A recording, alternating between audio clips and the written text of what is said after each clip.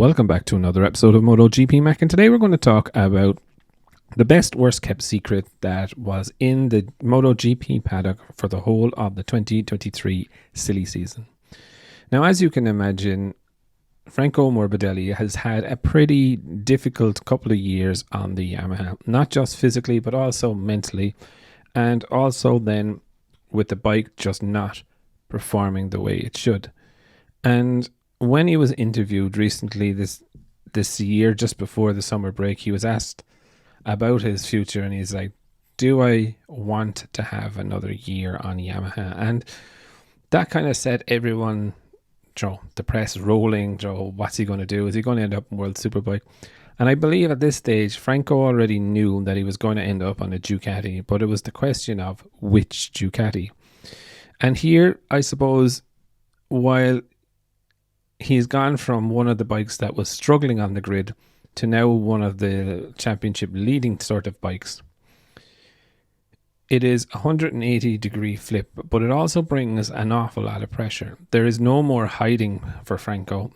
He cannot turn around and say, well, the bike is underperforming, I can't really get on with the bike, yada, yada, yada. Yes, it will take him some time to adapt to the Ducati, of course. We're not going to judge him on the first 3 or 4 races that he does, but we are going to judge him more heavily now that he is on a front-running bike. Secondly, I think a more of the annoyance thing for me is that I do believe he was earmarked for the VR46 team.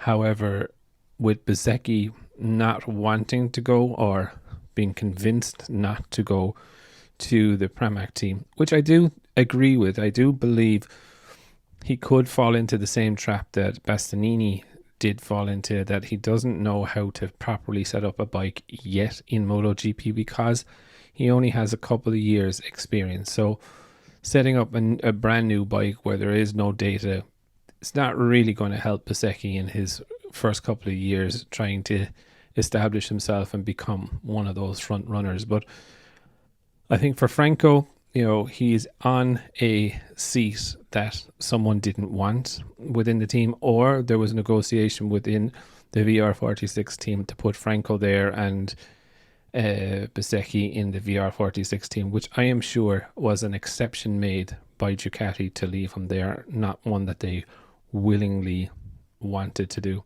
So maybe is there a bit of mental stuff there that, while Pramac wanted Bezzecchi, they ended up with Franco. So is he the rider that they actually want, or best that they could actually get?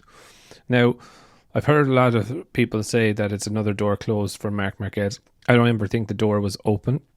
Myself and Jacob talked about this. If Ducati wanted him on the Ducati, they would have made it happen ages ago. Do you know what I mean? But I don't think they firmly want him in their plans for the factory or the factory bikes for 2024. But I do think it's interesting. I can't wait to see how he goes. There's no more hiding spots for Franco. But I would definitely love to know your thoughts. What do you think now that it's been officially confirmed that Franco Morbidelli will ride for Pramac Ducati in 2024? Definitely leave your thoughts in the comments below. And I'll be back again tomorrow with another video.